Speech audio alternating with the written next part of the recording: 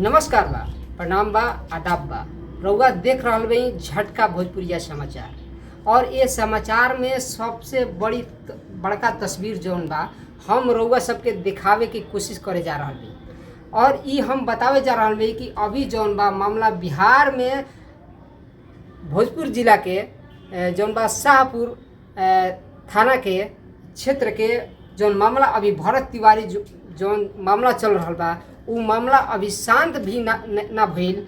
वो मामला के जो ट्रेंडिंग में एकदम सोशल मीडिया पर अभी चल रहा बा वो मामला के लेके जौन बा प्रशासन विभाग अभी जौन बा बौखला गुल बिया। उस वही तरह से मामला जौन बा एगो मामला ये आपके रोहतास जिला के नटवार थाना के सामने आ रहा बा। वो मामला के हम आप रोज सबके बतावल चाहम कि मामला जमीनी विवाद से रिलेटेड बाटे। वो मामला के लेके जौन बा पुलिस प्रशासन का कर रहल बिया, पुलिस प्रशासन बखुलाई बिया। उस पूरा कहानी जौन बा पूरा हकीकत जौन बा ये वीडियो में हम दिखावल। ये वीडियो में हम रोज सबके ये भी बताइम कि जौन आवेदन दियल बाटे पुलिस प्रशासन के जौन पार्टी द्वारा जौन बा केस कइल बाटे वो पार्टी वो आवेदन जौन बा 2021 के आवेदन बा 27/5/2021 के वो आवेदन में साफ लिखल बा कि आवेदन जौन बा 21 में दिहल बाटे, लेकिन ओकर जौन बा रिसीविंग और केस जौन बनल बाटे 2026 में मोहर और सिग्नेचर के साथ जौन बा एसआई नाम है राकेश कुमार, उसमें नाम दिया गया है राकेश कुमार, उमें नाम बाटे एसआई राकेश कुमार। और वो केस के माध्यम से जौन बा दूसरा जो पार्टी पर जौन केस कइल बाटे वो पार्टी के कैसे प्रताड़ना और टॉर्चर कइल जा रहा बा। संविधान में और नियम कानून में भी ये दिहल बाटे कि बिना नोटिस बिना कोनो वारंट के वो पार्टी के पास विपक्षी पार्टी के पास रुआ कोनो तरह के जौन बा ओकरा के टॉर्चर ना कर सकत है, ओकरा के रुआ पकड़ के मार नहीं सकत। लेकिन वारदात ऐसा आइल बाटे कि ओइजा जाके पुलिस प्रशासन जौन बिया कौना तरह के व्यवहार कइल बिया सामने नज़र आइल बाटे कि ओइजा जाके पिठिया के गोली मारे के भी ऐसा धमकी देले बिया प्रशासन। नटवार थाना के जो प्रशासन व्यवस्था बिया और दौड़ा के वहाँ के हाथ बंदूक के हुथा से मार के तोड़ दिले दिया। एकर सबूत जीता जागता सबूत जौन बा अनुमंडलीय अस्पताल विक्रमगंज के जौन रिपोर्ट मिलल बाटे वो रिपोर्ट में दर्द और जौन फ्रैक्चर यानी बाँह टूटे के इस जगह पर टूटे के भी वो में साफ क्लियर लिख दिया बा। अभी यह मामला के सीधे हम वो व्यक्ति से रुआ सबके मिलवावे जा रहा बी कि पुलिस प्रशासन कैसे कैसे जौन बा वारदात कैले बिया। देखी यह वीडियो में।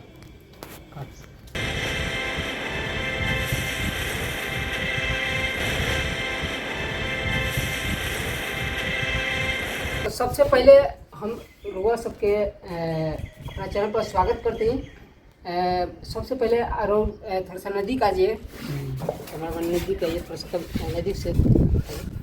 सबसे पहले जौन बा राउत परिचय हम जानना चाहूँ, थोड़ा सा बोलिएगा। मेरा घर राजपुर है, सुनील घर राजपुर है। अच्छा, नटवार भोजपुरी में नटवार थाना है। अच्छा, घर राजपुर है बा नटवार थाना के अंतर्गत आई ना? हाँ आई ना। अच्छा, नाम सुनील कुमार सिंह पड़ी। अच्छा, सुनील कुमार सिंह। हाँ। मामला कैसे कैसे का भई? जमीनी विभाग है, जिसे नली गली में जमीनी विवाद बा। हाँ, जमीनी विभाग बा नली गली के। अच्छा अच्छा, उसी में थाना आई। हाँ, बे नोटिस माने बिना कोनो नोटिस बिना कोनो वारंट के आ। हाँ, आ गया। अच्छा, आ गई। हाँ, आइल बा के हम लोग का माने बच्चा ले बनी। अच्छा, रुआ बच्चा ले रही हो गरी? हाँ, बच्चा ले थाना आइल कगो पुलिस प्रशासन रहन? 4 आदमी रहन। 4 गो में 4 गो हाँ, रहन। अच्छा, हाँ। ओकर बाद जब वो लोग दौड़ने लगे तो हम भी बच्चा नीचे माने वो दौड़े लगल। हाँ। अच्छा, तो रुआ डर हो गई? डर हो गई तो हम भी बच्चा नीचे करे माने रख के भागे लगनी। हम लगनी भागे। अच्छा, जब भागे लगनी तो करे फिर उनसे ये लोग यहाँ से बोले रोक जाओ तो गोली मार देंगे। अच्छा, वो सब पुलिस वाला बोलन कि रुक जा ना तो गोली मार दे। हाँ, थोड़ा सा दिखाइए कैमरे पे। रउआ देख सकत है कि यह व्यक्ति के जौना के देख सकत है कि बाँह टूट गल बाटे। और थोड़ा दिखाइए, इधर दिखाइए, बाँह टूट गल बा। और ई जौन बा अनुमंडलीय अस्पताल विक्रमगंज जौन धनगाई के पास बा। हाँ ओ अनुमंडलीय अस्पताल से जो रिपोर्ट मिलल बा, यह वीडियो में रउआ के देख रहल बई कि कौना तरह से जो है पेन और टूटे के पूरा शिकायत पहले मिल रहा। और ई कब जाके ई करवाई है बैंडेज? जाके कल करवाई हम कौना जगह? सदर हॉस्पिटल। सदर हॉस्पिटल कहाँ? सासाराम। और देख सकते हैं कि ई जौन बा सदर हॉस्पिटल सासाराम में कल ही के डेट में कल जौन बा 24 तारीख कितना 25 तारीख 25 जून 2026 के ई जौन बा बैंडेज करवैले बई। और पूरा सरकारी मामला बाटे। और एह में जौन बा पूरी तरह से जौन बा ई प्रशासन टॉर्चर कर रहल बिया, यहाँ के आवे वाला समय में धमकी दे रहल बिया। और पूरा जो हम करमात पुलिस प्रशासन के हम यहाँ से जानल चाहम। ओकरा बाद रउआ के चौंटे लागल, पुलिस थोड़ा इधर ध्यान दीजिए, चौंटे लागल तो ओकरा बाद का भइल? उसके बाद हम जब पुलिस करे पटने लगा, धमकी दिए, धमकी देलस कि का धमकी देलस? मारे मार देंगे, गोली रुक जाओ। अच्छा, गोली मारे के जौन बा पुलिस प्रशासन धमकी देलस। हाँ, बिना वारंट बिना कोनो नोटिस के पुलिस प्रशासन आइल। और अइला के बाद जब पिटियावे लागल, और पिटियावला के बाद धमकी देतिया कि गोली मार देम। नटवार थाना। अच्छा, नटवार थाना के एसआई राकेश कुमार हैं जी। हाँ। राकेश कुमार जी हैं। और वो भी थे उसमें। हाँ, मतलब कि वहाँ के भी रही। और वहाँ के गोली मारे के भी धमकी दिले भाई। और एक बाद का भाई जिसे हम रुक बनी। अच्छा, रुक गई। हाँ, तो हुता से मार के बाँह तोड़ दिए। अच्छा, हुता से मार के बाँह तोड़ दिले। हाँ, के मरले रहे? प्रशासन। हाँ, पहचाने भाई ना? हाँ, पहचाने हम। अच्छा। हाँ, मतलब कि उहे रहन ना राकेश जी? हाँ, राकेश कुमार, एसआई राकेश कुमार। फिर वहाँ से मैं भाग गया। अच्छा, आप भाग गई? हाँ, भोजपुरिया में थोड़ी बनी भाग गई। अच्छा, भाग गई दूसरे के घर पर जाके मैं घुस गया। अच्छा, घुस गई? हाँ, घुसने के बाद जाके निकाल के उधर ले जाके फिर मार लें जा। अच्छा, फिर मार लो? हाँ, फिर मार लें जा। अच्छा, आपको कहाँ मारे? पेट पे मारे थे। अच्छा, दांत के नीचे चुतर पे मारे थे। अच्छा। तब बोले भाई भाग रहा है तू, मतलब चल तेरे को बताता हूँ। किस तरह से व्यवहार पुलिस प्रशासन कर रहे हैं, गाली के साथ जो है पुलिस द्वारा ये बंदूक के हुत्था से जो है यहाँ पर टूट गई बा। और टूटला के बाद जो है यहाँ के सरकारी रिपोर्ट ये वीडियो में हम रुआ के दिखा रहा बी। और ये वीडियो के माध्यम से हम जानना चाहम रुआ से कि ओकरा बाद जौन बा का सोचत है। अब तो रुआ के मार दिलस, ओकरा बाद रुआ के कैसे पुलिस के जानकारी भइल बा कि टूट गइल बा? हाँ, जानकारी भइल बा तब बतैले भाई। हाँ, तब हमारा करे वो कागज बना के दिए। हाँ, बना के देने के बाद रुआ के कागज दिलन बेल के कुछ? हाँ, बेल के 10 दिन के लिए बेल दिए हैं। 10 दिन खातिर बेल के कागज यहाँ के मिलल बाटे। हाँ, अब ओकरा बाद का भाई? तो ओकरा बाद करे नजदीक से जाके सब करवाए के उधर से आई ना ससुराल से। अच्छा, तब आप ऊपर जाएंगे। हाँ। अच्छा, ऊपर जाएंगे? कहाँ पे जाएंगे? कोर्ट में जाएंगे? हाँ, कोर्ट में जाएंगे विक्रमगंज। भोजपुरिया में थोड़ा सा बोलिए। कोर्ट में रउआ जाइम? हाँ। काहे खातिर जाइम? केकरा पर केस करम?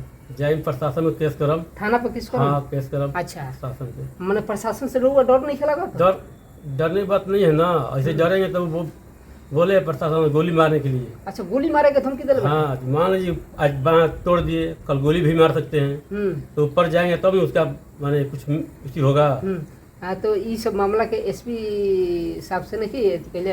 अभी तो हम नहीं गए वहाँ पर। अच्छा, आप कोर्ट में सीधे न्यायालय में जाएंगे? हाँ, न्यायालय में जाएंगे सीधे। तो रउआ देख सकता है कि ये वीडियो के माध्यम से यहाँ के बता रहल भाई कि जौन बा इतना कैला के बाद जौन बा यहाँ के पूरा भरोसा बा, न्यायालय पर विश्वास बा। और न्यायालय का करी आवे वाला समय में बताई। लेकिन यहाँ के अभी कोर्ट के दरवाज़ा खटखटावे जा रहल भाई। और ओमे केस करम। और केस में जौन बा जो नटवार थाना बिया ओकरा पर केस करे जा रहल भाई। और पूरा भरोसा के साथ जा रहा। हाँ, भरोसा से जाएंगे। उम्मीदवार हुआ कि न्याय मिली रहुआ? हाँ, न्याय मिली पूरा। अच्छा, तो ये वीडियो के माध्यम से रउआ सबके ये भी बता दी कि कोनो अधिकार नहीं के पुलिस प्रशासन के बिना नोटिस कोनो वारंट के कि जाके ओकरा के पिटिया के कोई के बंदूक के हुथा से मार के तोड़ दी कोनो बॉडी के कोनो अंग के, ये अधिकार नहीं के। लेकिन अधिकार के अपना दुरुपयोग कैले बिया पुलिस प्रशासन और ओकर नतीजा जौन बा भुगते के पड़ी। और भुगते के पड़ी का आवे वाला समय बताई। लेकिन हक और अधिकार के लड़ाई लड़े खातिर रउआ सबसे आग्रह बा कभी भी झुके के ना होई। आप स्वतंत्र भारत के नागरिक हैं और नागरिक के भी पूरा अधिकार बा और देश नागरिक से चलला, जनता से चलला और जनता सरकार के बनावला और सरकार द्वारा जन प्रशासन व्यवस्था बा वो जनता खातिर बा, ना कि ओकरा के तोड़े खातिर, ओकरा के मार के गोली मारे खातिर और ओकरा के प्रताड़ना करे खातिर। तो ये वीडियो के माध्यम से अंत में रोआ सबके बताई कि ये वीडियो रोआ सबके ये वीडियो से का सीख मिलल और ये वीडियो के अंत में जौन बा अपना कमेंट बॉक्स में जरूर लिखी का प्रतिक्रिया देतई कि यहाँ के न्याय मिले के चाही कि ना मिले के चाही। ये वीडियो में रउआ बताई ताकि यहाँ के सब सपोर्ट मिली। ये वीडियो के ज़्यादा से ज़्यादा इतना शेयर करी कि प्रशासन व्यवस्था चुस्त दुरुस्त हो जाए और ठीक ठाक हो जाए। अभी ढील ढाल हो गई बा। अपना हक और अधिकार के जो जनता लड़ाई लिहल चाहतवन ओकरा के डरा धमका दिया जाता और जौन बा डरा धमका के बाद जौन बा प्रशासन अपन धौस जमावतिया और धौस जमा के जौन बा प्रताड़ित करतिया, ओकरा के चूसे के कोशिश करतिया, ओकरा के शोषण करे के कोशिश करतिया। अपने हक और अधिकार के लिए जौन बा लड़ाई लड़ते रहिए। ये संघर्ष की ज़िंदगी है और संघर्ष हर व्यक्ति खातिर हुए, बिना संघर्ष के कोनो कहानी ना बनेला। और यही वीडियो के साथ जौन बा अंत में रउआ सबसे आग्रह बा कि यदि रउआ सब चैनल पर यह झटका भोजपुरिया समाचार पर नया बाई तो सबसे पहले जौन बा चैनल के सब्सक्राइब कर ली।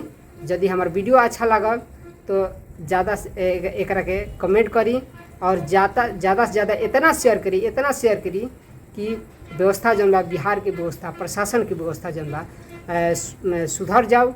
करप्शन के खिलाफ हर जो शोषण हो रहा बा ओकरा खिलाफ में आप रउआ सब आवाज़ उठाई, तभी जौन बा भारत हमार बिहार और हम सब का भारत जौन बा विकसित हो पाई, चुस्त दुरुस्त हो पाई और भारतीय लोकतंत्र के तहत जौन बा अपना देश के विकास हमने सबके कर पाई जा।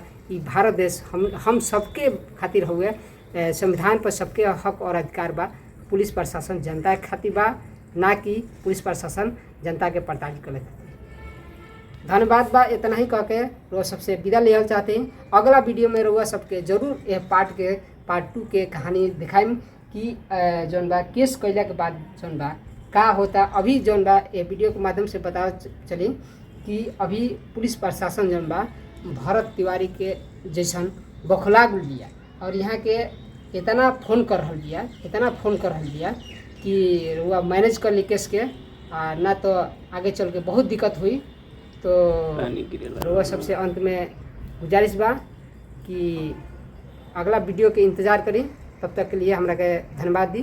जय भारत।